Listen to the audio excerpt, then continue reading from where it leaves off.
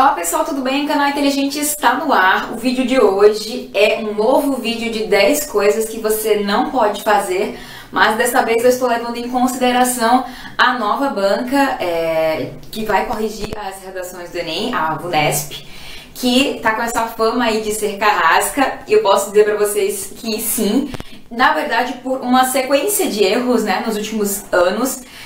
Todos os anos, primeiro foi a questão da utilização de trechos do hino do Palmeiras e receita de miojo. Depois nós tivemos a polêmica relacionada ao plágio e a cópia de outros textos em uma das redações nota 1000. Então tudo isso mostra, né, que o sistema, né, a forma de correção está sendo falha. Então essa nova banca que entrou com o objetivo de corrigir isso, certo? E, óbvio, sim, ela está, né, e certamente, sinceramente, eu concordo com isso, vai se tornar um pouco mais severa nesse aspecto para que erros não sejam cometidos. Eu super concordo, mas nada radical demais. Eu vou fazer ainda um vídeo sobre essa nova banca especificamente, quais são as características dela, mas hoje eu vou falar sobre 10 erros que você não vai mais cometer na sua redação, certo? Então você já vai começar a escrever o texto sabendo o que não fazer, isso já ajuda bastante, para quem tem algumas dúvidas, certo? O primeiro erro que você não vai cometer está relacionado à citação. Eu até como corretora vou dizer que me incomoda bastante receber uma redação com 8 linhas de citação. Nós enxergamos isso como um aluno que não é capaz de resumir, né? Seja a citação, seja ele está contextualizando, né, trazendo o contexto do livro que ele está citando. É uma incapacidade de colocar isso em poucas linhas. Então, o meu conselho da vida para vocês se vocês conseguirem colocar esse resumo, né, essa estrutura em até 2 linhas, ok. 2 linhas e um pouquinho, ok. Mais do que isso é exagero, e sim, nós temos que lembrar que a sua redação ela deve ter 30 linhas de conteúdo, e eu não posso ter 8 linhas de um único argumento por uma incapacidade de resumir, né, de compactar esse assunto. Então, não deixe que isso ultrapasse 2 linhas e um pouquinho, se for o caso de um livro e um contexto um pouquinho maior, um filme também, ou uma série, certo? Então, muito cuidado com isso. O erro número 2 é o gerúndio. Tem muito aluno que tem problema com gerúndio. Gerúndio é a terminação ando, endo, indo, na verdade é o NDO, só que eu falo ando, endo, indo porque você identifica com mais facilidade. Então, devendo, podendo, querendo, possibilitando, não, possibilita, deve. Então, substitua o gerúndio pelo modo indicativo do verbo. Vão estudar modos verbais. Nós temos o modo indicativo, subjuntivo e imperativo. O modo indicativo é aquele modo que passa certeza, né? A ação aconteceu, seja no presente, no passado ou certamente acontecerá no futuro. Então, é quando há certeza no que você diz, que é o que a gente espera da sua redação, não é? Diferente de uma linguagem de um outro exemplo, uma outra estrutura, não é gerúndio, mas poderia, deveria. Não, eu não quero o modo subjuntivo, eu quero o modo indicativo. Então, deverá, poderá, as palavras têm poder e a forma como você se expressa diz muito e vai trazer mais conteúdo e certeza e objetividade para o seu texto, tá? Então, olhe os modos verbais e sempre que for utilizar na sua redação, use o modo indicativo, ok? Então, nada de devendo, deve, podendo, pode, substitui que você só vai sair ganhando. O erro número 3, na verdade não é um erro, mas é uma dúvida que eu vou tirar. Muitos alunos perguntam sobre pular linha. Pular linha vai me fazer perder pontos? Não, eu só não vou contar a sua linha na hora de fazer a contagem total do seu texto. Então, coloquei o título, pulo linha, não precisa. Se eu pular a linha, acontece o quê? Nada. Eu só não vou contar aquela linha como parte do seu texto. A mesma coisa em relação à linha que você escreve. Se você escreveu até menos da metade, a gente não considera. A gente considera a contagem de uma linha quando ela vai quase até o final, certo? Então, escreveu 2 palavrinhas na linha, ela não é incluída na contagem de linhas, ok? Um outro erro que você não vai cometer mais, pelo amor de Deus, não use a primeira pessoa nem do singular, que isso é óbvio, nem do plural. Eu sei que a banca anterior aceitava, eu sei que redações nota 1000 tinham o uso de pronomes de nosso país, nossa sociedade, em primeira pessoa, assim como o verbo devemos, podemos. E aí você percebe o uso da primeira pessoa do plural, né? Mas você está no discurso. E quem é meu aluno de correção, comente aqui embaixo, eu digo, não utilize. Porque se você for fazer uma outra seleção que pede um texto dissertativo argumentativo e você usar a primeira pessoa, você perde pontos. Então, escreva da forma correta, para que quando você fizer qualquer outra seleção, evitando o uso da primeira pessoa, seja em pronomes, seja nos verbos, você vai sair ganhando, certo? Então, evite não coloque mais, certo? É um erro que você não vai cometer. Seu texto vai ficar impessoal, então ao invés de podemos, pode-se, ao invés de devemos, deve-se, certo? Com o hífen, pelo amor de Deus, não bota um deve-se com 2 S's não, que a professora tem um infarto, ok? Então, por favor, muito cuidado no uso da primeira pessoa. Não utilize, de verdade. Você não vai perder pontos se você não utilizar, porque a característica do texto dissertativo argumentativo é ele ser impessoal. Ou o texto pedido seria um artigo de opinião, e aí você pode falar em primeira pessoa, porque é a sua opinião. E não, é um texto dissertativo argumentativo. Então, não utilizem mais. Uma outra dúvida em relação a vocês é a questão da caligrafia. Professora, minha caligrafia não é legal. Vá lá usar a cadeirinha de caligrafia para melhorar a sua letra. O corretor, ele não vai ficar tentando adivinhar, como acontece comigo, né? Para os alunos que ainda têm dificuldade em adaptação da caligrafia, ter muito cuidado, porque a letra precisa ser legível, não precisa ser linda não, precisa ser legível. Eu preciso saber que o seu V é um V, seu M é um M, seu N é um N, seu T é um T, seu D é um D, seu A é um A e não um O. Então, a caligrafia, ela precisa ser legível. Então, o cuidado que você tem que ter o cuidado que você deve ter com a sua caligrafia é em relação à legibilidade. Muito cuidado com isso, então, certo? Uma outra dúvida de vocês, olha aí mais um erro. Quer dizer, não é um erro, é uma dúvida. É relacionado à utilização de letra de forma, né? Professor, eu posso utilizar letra de forma? Pode, desde que eu, corretora, consiga perceber qual é a letra maiúscula do qual é a letra minúscula. Tem um aluno, inclusive, que tem essa dificuldade. Ele nem escreve com letra de forma completamente, mas algumas letras dele é no formato de letra de forma, certo?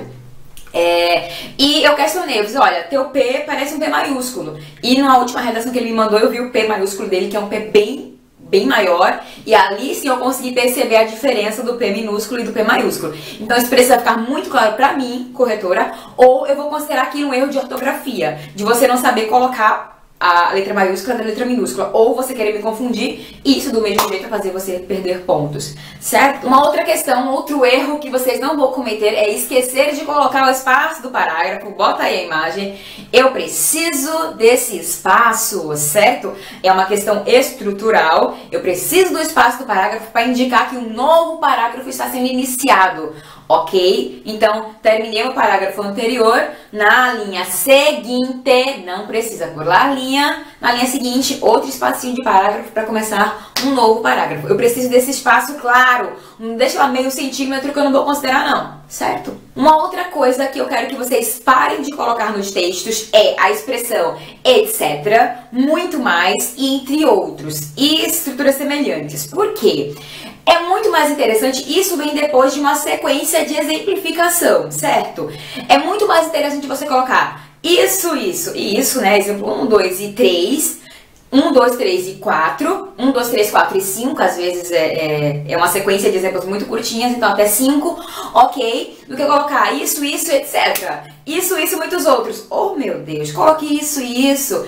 Eu, como corretora, sei que você não vai conseguir colocar todos os exemplos dentro daquele contexto, daquela estrutura. Você me trazer alguns é o suficiente para mim. Do mesmo jeito que você não vai conseguir abordar todos os argumentos do mundo relacionados àquele problema em 30 linhas, certo? Então colocar muito mais, entre outros. Quando você coloca 1, 2 e 3, eu não estou limitando o seu pensamento àquilo, mas eu entendo que você considerou aqueles 3 exemplos como importantes. Certo? Então, evitem esse tipo de estrutura. Eu acho que empobrece um pouco o texto. Como eu estou procurando um texto sucinto, objetivo, então, quanto menos palavras que dizem pouca coisa, better. melhor, ok? Outro erro de vocês é como corrigir os erros de vocês dentro do texto. Tem muito aluno que risca, que pinta, que deixa lá. Como é que eu faço, professora? O correto é você cometer um erro na mesma hora, percebeu? Passa um risquinho, 2 no máximo, e escreve a palavra na sequência. Só isso, gente. Não isola ninguém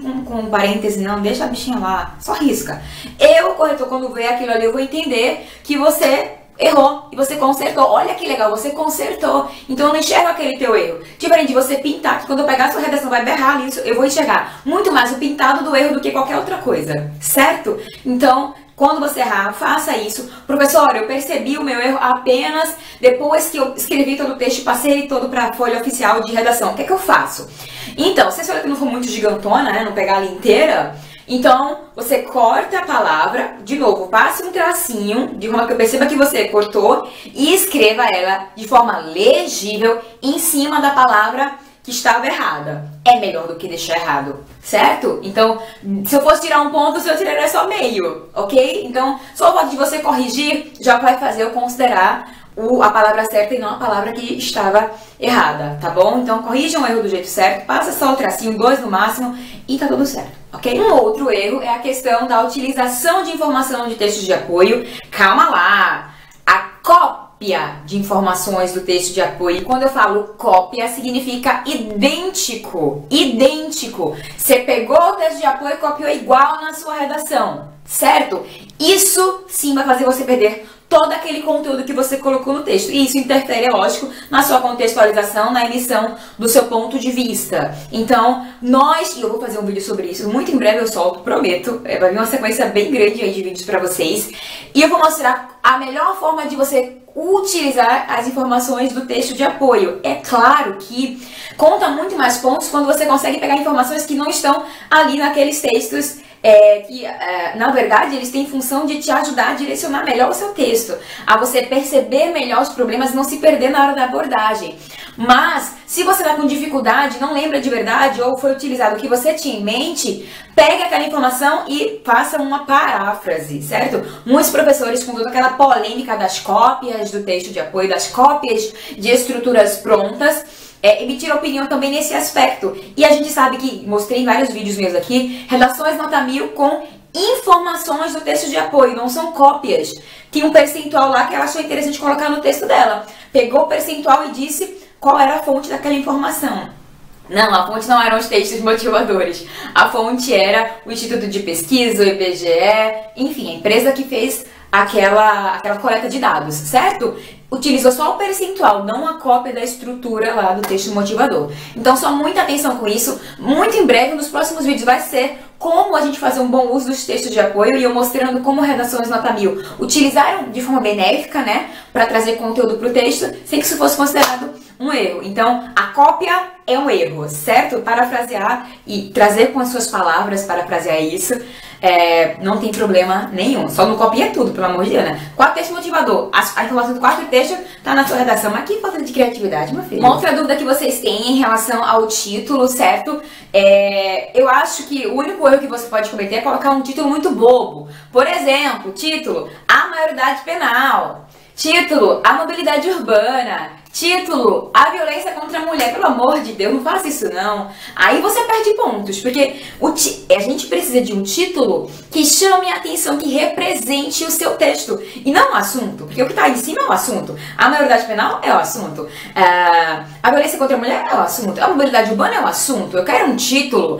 Assunto é assunto. Tema é tema, título é título. Eu tenho um vídeo até que eu faço falar a diferença dos três, vou colocar o linkzinho aqui embaixo pra vocês, tá bom? Então tenta não viajar muito nesse aspecto, ou você tem um título criativo, no nosso curso de redação vai ter vídeo de título sim, eu vou ensinar vocês a produzirem títulos legais, certo? Mas só pra desencargo de consciência, o título não é nem especificamente, não é obrigatório, certo? Você coloca se você quiser. Se eu não colocar, eu perco ponto? Não! Se eu colocar, eu perco ponto, só se ele for muito ruim. Tá bom? Então, o título é realmente opcional, bota se quiser, se não colocar, não tem problema nenhum, tá bom? E por último, e não menos importante, tem muita gente que se questiona, né? Porque redações com pequenos erros são consideradas nota 1000 pelo INEP. E eu vi já ouvi uma entrevista da própria presidenta do INEP falando que se considera o todo, né? Se considera o contexto, a produção textual, a unidade textual do estudante. Então, quando ele produz um texto muito incrível, mas ele errou uma, duas vírgulas, escreveu uma palavra errada, ou acentuou do jeito errado, não colocou o acento, isso não interfere no conteúdo geral do texto. Até os mesmos jornalistas e grandes especialistas cometem pequenos erros de ortografia, porque aqui isso vai ser um problema na hora de considerar a unidade de uma redação nota 1000. Por isso que o uso da primeira pessoa em alguns aspectos era considerado. A redação era nota 1000 e tinha a utilização de um pronome ou de um verbo na primeira pessoa do plural. E muita gente questionava isso, então pode usar, gente. Consideraram, porque dentro do conteúdo todo do texto, aquilo ali podia passar despercebido, certo? Então aquilo ali não foi considerado um problema. Mas em outras seleções, como concursos e outros vestibulares, eles são muito mais rigorosos nesse aspecto, e sim, se tira décimos. Como o Enem não tira décimos, 3 erros pequenos não fazem você perder 40 pontos, certo? Ou 20 pontos, quando a gente pega uma média de um corretor tirou 40, o outro não tirou nenhum. Quando você soma e divide isso, dá 20, por isso que existem notas 980, ou ninguém nunca teria notas 980, múltiplos de 20, e só seriam notas múltiplas de 40, já que se tira 40 de cada competência, tá bom? Quando você comete erros. Então, muita atenção em relação a isso, certo? Tentem não cometer erro nenhum. Eu espero que as minhas dicas nesse vídeo tenham ajudado vocês a tomar um norte em relação a algumas dúvidas. Se tiverem mais dúvidas, coloquem aqui nos comentários, certo? Dúvidas que eu não citei nesse vídeo, ou dúvidas com o conteúdo que eu falei aqui nesse vídeo. Prometo tirar, se forem muitas, eu faço um outro vídeo e vou colocar o vídeo anterior de 10 erros para você não cometer aqui embaixo também no nosso box de informações, certo? Tô um pouquinho sumida ainda porque minha garganta não tá legal, acho que dá pra perceber que minha voz ainda tá estranha, não me recuperei totalmente. Voltei a trabalhar com o mesmo ritmo de antes e o que aconteceu? Tô ficando rouca de novo, tá bom? Não se preocupem, eu sei que vocês estão desesperados pelas aulas do curso de redação, elas estão todas prontas, a 11 sai terça-feira, na próxima terça-feira sai a 11 e na sexta-feira já sai a 12. Vai vir ali uma sequência para a gente finalizar o curso de redação ainda esse mês, ainda em setembro. Cara, eu quero que vocês tenham um mês ainda para praticar todas as minhas dicas do curso de redação. E se você gostou desse vídeo, dá um like, se inscreve aqui no canal, compartilhe com seus amigos. Nós já passamos de 70 mil inscritos. Isso pra mim é maravilhoso, eu saber de 70 mil pessoas que confiam no meu trabalho e que acreditam que eu posso ajudar. Esse é o meu objetivo e vai continuar sendo, certo? Adorei rever vocês. Até o próximo vídeo.